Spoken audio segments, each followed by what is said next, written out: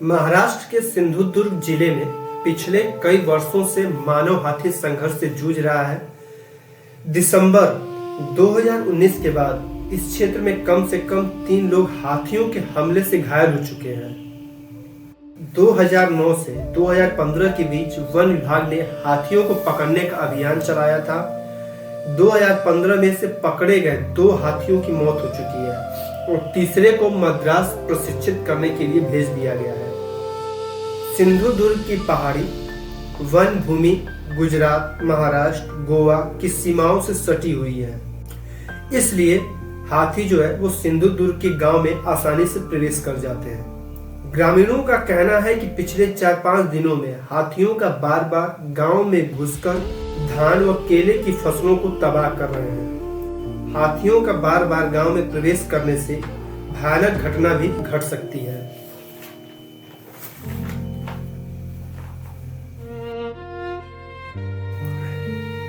सिंधुदुर्ग जिले के एक किसान थे जिनका नाम लक्ष्मण गावस था। पिछले 40 साल से वो यहीं रहते थे, खेती करते थे, लेकिन कुछ महीने से उनका दिल हमेशा डर से घिरा हुआ था, क्योंकि गांव के आसपास उन्होंने एक अविकसित मादा हाथी जिसका नाम ओंकार था दिखाई देने लगी थी। पिछले कई हफ्तों से फसलों का नुकसान, खेतों में हलचल और टूटी हुई जमीन से हाथियों के प्रवेश होने की आशंका जताई जा रही थी। और फिर 8 अप्रैल 2025 को लक्ष्मण गावस रोज की तरह अपने खेत में गए थे। सुबह का समय था, लेकिन अचानक पास की झाड़ियों से ओंकार निकल पड़ी।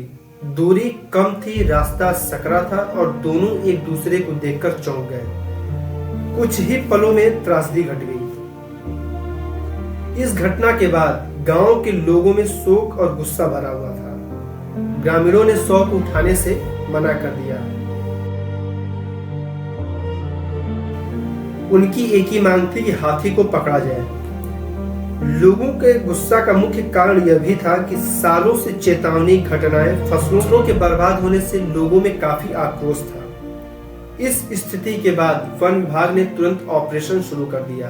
ड्रोन उड़ाए, विशेषज्ञ बुलाए गए, ओंकार हाथी को ढूंढने का अभियान तेज कर दिया गया। लेकिन सिंधुदुर्ग की पहाड़ी के इलाकों में उसे ढूंढना आसान नहीं था। संघर्ष सिर्फ इंसानों का नहीं बल्कि हाथियों का भी था।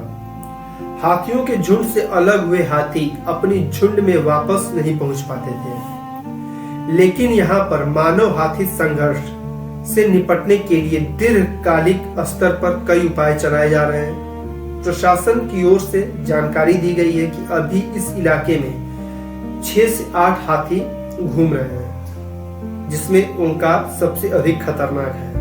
हाथियों को गांव से दूरी और फसलों को बचाने के लिए प्रशासन और सरकार ने हकारा दल, जो हाथियों को भगाने में एक्सपर्ट होते हैं, और प्रोजेक्ट हाथी थर्मल इमेजिंग ड्रोन से रात में हाथियों पर निगरानी की व्यवस्था की है।